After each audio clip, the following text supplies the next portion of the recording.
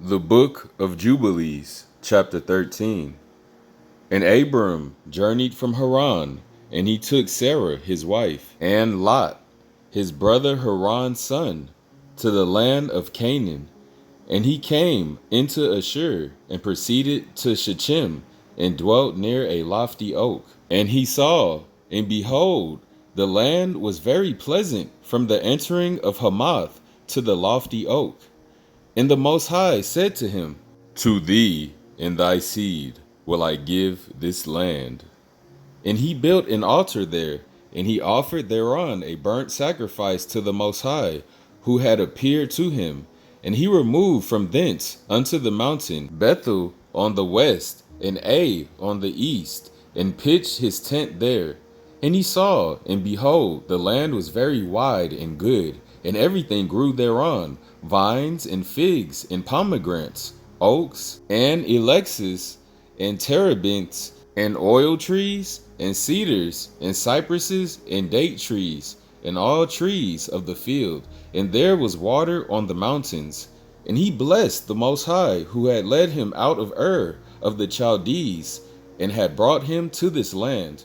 And it came to pass in the first year, in the 7th week, on the new moon of the first month, that he built an altar on this mountain, and called on the name of the Most High Power. Thou, the eternal power, art my power.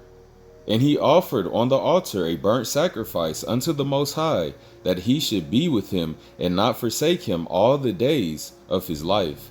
And he removed from thence, and went towards the south, and he came to Hebron. And Hebron was built at that time, and he dwelt there 2 years. And he went thence into the land of the south, to Beloth, and there was a famine in the land. And Abram went into Egypt in the 3rd year of the week. And he dwelt in Egypt 5 years before his wife was torn away from him. Now Tanais in Egypt was at that time built, 7 years after Hebron. And it came to pass, when Pharaoh seized Sarah, the wife of Abram, that the Most High plagued Pharaoh and his house with great plagues because of Sarah, Abram's wife. And Abram was very glorious by reason of possessions in sheep and cattle and asses and horses and camels and menservants and maidservants and silver and gold exceedingly. And Lot also, his brother's son, was wealthy. And Pharaoh gave back Sarah, the wife of Abram, and he sent him out of the land of Egypt. And he journeyed to the place where he had pitched his tent at the beginning, to the place of the altar, with Ai on the east and Bethel on the west. And he blessed the Most High his power, who had brought him back in peace. And it came to pass in the 41st Jubilee, in the 3rd year of the 1st week, that he returned to this place, and offered thereon a burnt sacrifice, and called on the name of the Most High, and said, Thou, the Most High Power, art my power, forever and ever. And in the 4th year of this week, Lot parted from him, and Lot dwelt in Sodom, and the men of Sodom were sinners exceedingly. And it grieved him in his heart that his brother's son had parted from him, for he had no children. In that year when Lot was taken captive, the Most High said unto Abram, after that Lot had parted from him, in the 4th year of this week, Lift up thine eyes from the place where thou art dwelling, northward and southward, and westward and eastward. For all the land which thou seest, I shall give to thee and to thy seed forever. And I shall make thy seed as the sand of the sea. Though a man may number the dust of the earth, yet thy seed shall not be numbered. Arise, walk through the land in the length of it and the breadth of it, and see it all. For to thy seed shall I give it. And Abram went from Hebron and dwelt there. And in this year came Shedalamor, king of Elam, and Amraphel, king of Shinar, and Arioch, king of Selasar, and Tergal, king of nations, and slew the king of Gomorrah. And the king of Sodom fled, and many fell through the wounds of the vale of Siddim by the salt sea. And they took captive Sodom and Adam and Zeboam, and they took captive Lot also, the son of Abram's brother, and all his possessions, and they went to Dan. And one who had escaped came and told Abram that his brother's son had been taken captive, and Abram armed his household servants. For Abram and for his seed, a tenth of the first fruits to the Most High. And the Most High ordained it as an ordinance forever, that they should give it to the priest who served before him, that they should possess it forever. And to this law there is no limit of days, for he hath ordained it for the generations forever, that they should give it to the Most High, the tenth of everything, of the seed, and of the wine, and of the oil, and of the cattle, and of the sheep. And he gave it unto his priests to eat and to drink with joy before him. And the king of Sodom came to him and bowed himself before him and said, Our Lord Abram, give unto us the souls which thou hast rescued, but let the booty be thine. In verse 28, I know some of y'all new generation that be listening to me be taking some words literal. So I'm just going to break down what they meant by booty. Let the booty be thine. Back in biblical days, booty just basically meant money or like currency. You know what I'm saying? So let me repeat. And the king of Sodom came to him and bowed himself before him and said, Our Lord Abram, give unto us the souls which thou hast rescued, but let the booty be thine. And Abram said unto him, I lift up my hands to the Most High Power, that from a thread to a shoe latchet I shall not take aught that is thine, lest thou shouldest say, I have made Abram rich, save only what the young men have eaten, and the portion of the men who went with me, Aner, Esho, and Mamre. These will take their portion.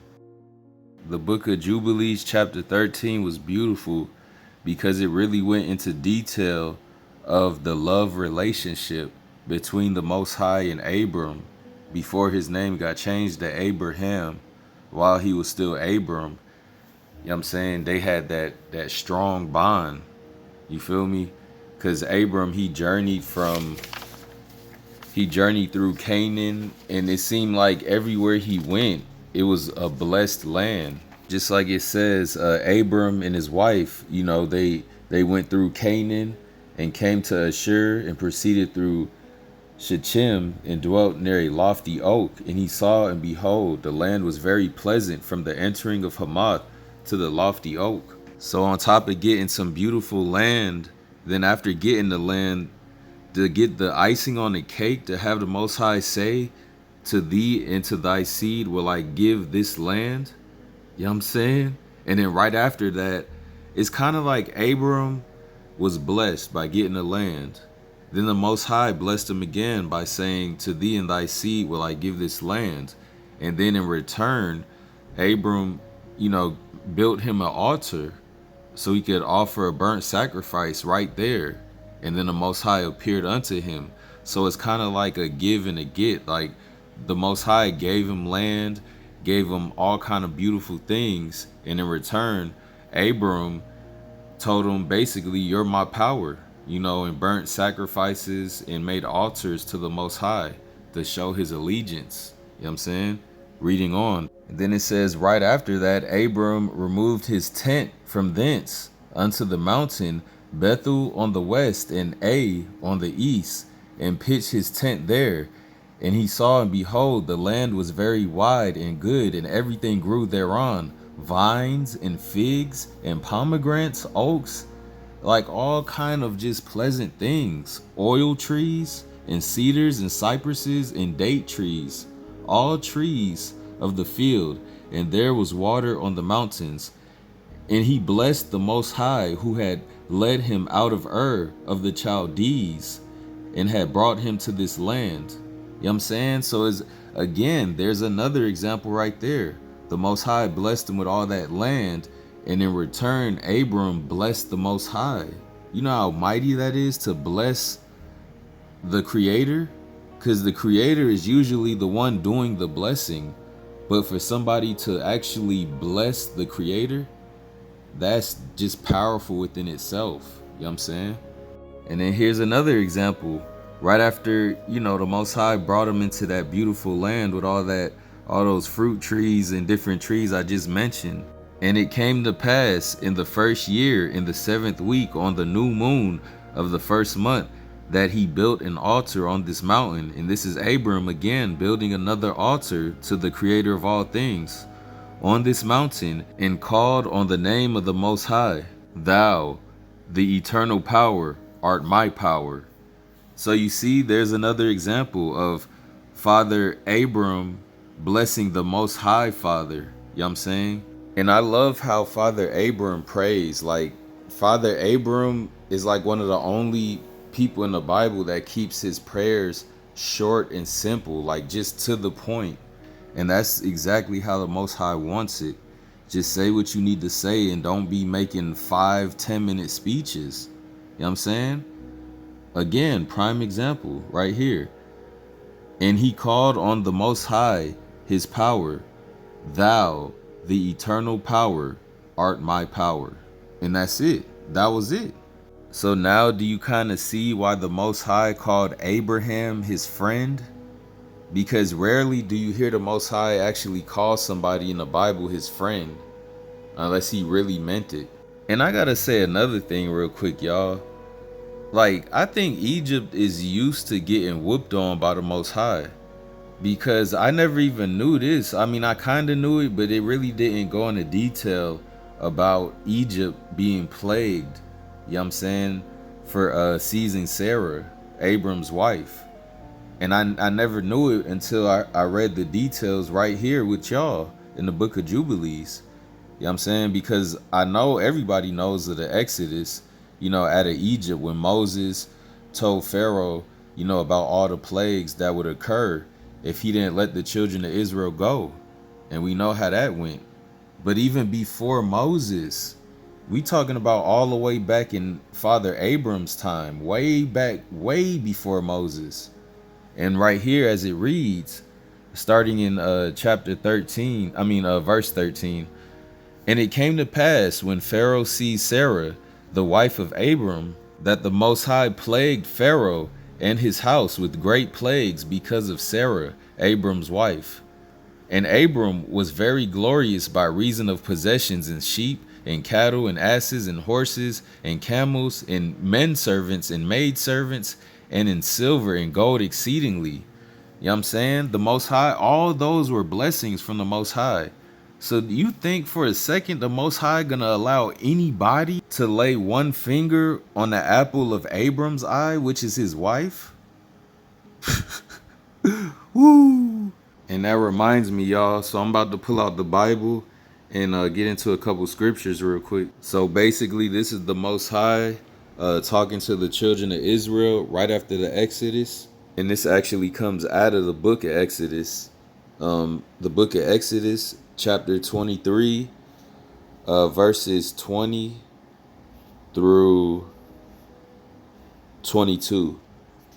Behold, I send an angel before thee to keep thee in the way and to bring thee into the place which I have prepared.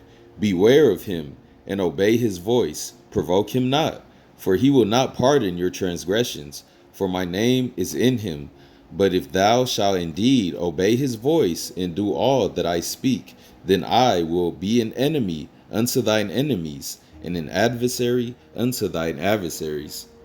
So basically, that matches up perfectly with the Most High, you know what I'm saying, in Abraham's relationship. Because everywhere Abraham went, he was blessed. But wherever there was any kind of like trouble or danger, the Most High was there, you know what I'm saying, and was an adversary unto Abraham's adversaries, aka at that time was Pharaoh, for taking his wife Sarah, you know what I'm saying, for no apparent reason, just because she looked good.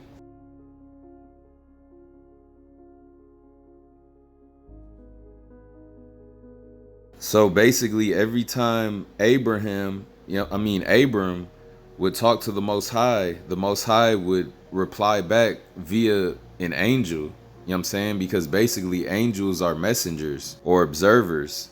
Because you got to understand, the Most High is a consuming fire. So basically, Abraham was obeying the angels that the Most High was sending his way. You know what I'm saying? In return, the Most High was an adversary unto Abraham's adversaries and an enemy unto Abraham's enemies. And Abraham is just an example of how the Most High could work those same ways within you or me. You know what I'm saying? The current children of Israel today. As long as we follow his laws, statutes, and commandments to the best of our abilities, always seek the true power of Israel, and keep his Sabbaths and high holy days to the best of your abilities, then you too will the Most High be an enemy unto your enemies and an adversary unto your adversaries. Now let's move on. Now this one right here is going to cut y'all deep. So I warn you, I advise you, if you're not trying to walk with the Most High and follow his laws, statutes, and commandments to the best of your ability, I advise you not to hear this, because once you hear it, word is bond. You know about it, so now you're held liable. Deuteronomy chapter 30, verses 15 through 20. The choice between death and life. See, I have set before thee this day life and good, and death and evil. In that I command thee this day to love the Most High thy power, to walk in his ways, and to keep his commandments, and his statutes, and his judgments, and thou mayest live and multiply. And the Most High I am, thy power, shall bless thee in the land whither thou goest to possess it. But if thine heart turn away, so that thou wilt not hear, but shall be drawn away, and worship other gods, and serve them, I denounce unto you this day, that ye shall surely perish, and that ye shall not prolong your days upon the land whither thou passest over Jordan to go to possess it. I call heaven and earth to record this day against you, that I have set before you life and death, blessing and cursing. Therefore choose life, that both thou and thy seed may live, that thou mayest love the Most High thy power, and that thou mayest obey his voice, and that thou mayest cleave unto him, for he is thy life, and the length of thy days, that thou mayest dwell in the land which the Most High I am sware unto thy fathers, to Abraham, to Isaac, and to Jacob, to give them. All praise to the power of the Son of Man, Abraham, Isaac, and Jacob, Father I am that I am, for a powerful chapter of Jubilees and an extra mini Bible study at the end. How about that? All praise. Keep your head up, Israel, because we are in Jacob's trouble. Shalom.